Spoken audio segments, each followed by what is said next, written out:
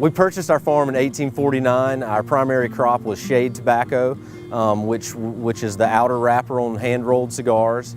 And we were a successful tobacco farm until our last crop was 1973.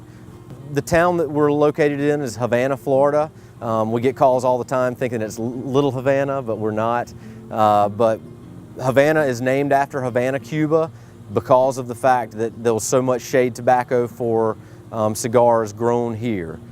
We are a 225-acre nursery operation. We currently are growing around 550 different varieties and cultivars of plants. We employ around 100 employees. In 1971, when we entered into the nursery business, it was my grandfather and his brother. The two of them each had 2 sons, my father and 3 uncles, and they basically built the nursery throughout the 70s, 80s, and 90s.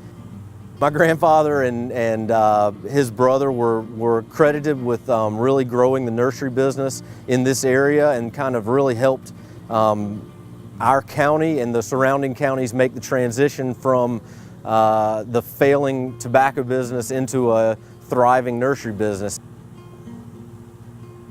My dad started working my brother and I from a very young age. We were both 12, 13 when we started working, and I didn't like the nursery. It was, I was not given an easy job. I was thrown out into the crew with the labor, and it was 40 hours a week in the summer, 100 degrees, and I couldn't stand it. I can specifically remember telling my friends, I'm not ever going to work at that nursery. When I grow up, I had no desire to come back here. I guess time changes a lot, though.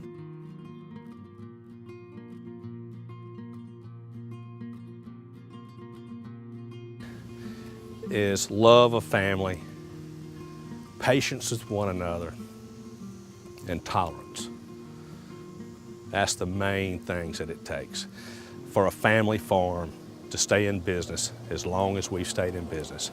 We all have positive attributes and we all have things that are not positive, but we hold one another up.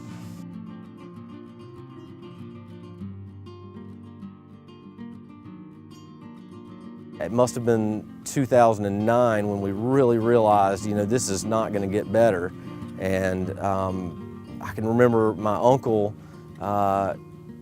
crying as we were going out to tell these people who had worked for us for 30 years, some of them even from back when we were a tobacco farm, people that had worked for us their whole lives, and it crushed my uncle to go out there and tell these people we didn't have work for them anymore. I can't say enough about how different we as a company are and how different I am as a manager am. Going forward, I think we've learned so much over the last 4 years, and I think it's going to completely change the way we run our business, not just now as we get through this storm, but on the other end, we're going to be a different management team. We're going to know how to run this business without the fat.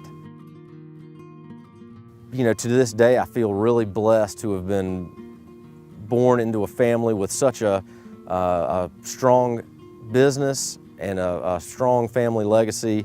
And looking back, I did make the right decision to come to the nursery, and I'm glad I did.